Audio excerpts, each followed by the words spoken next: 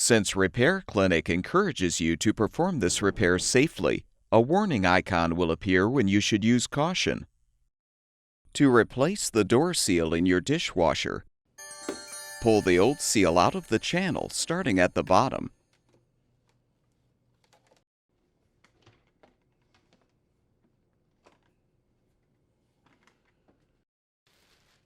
Install the new door seal by aligning the center of the seal with the door latch, then press the seal into the channel.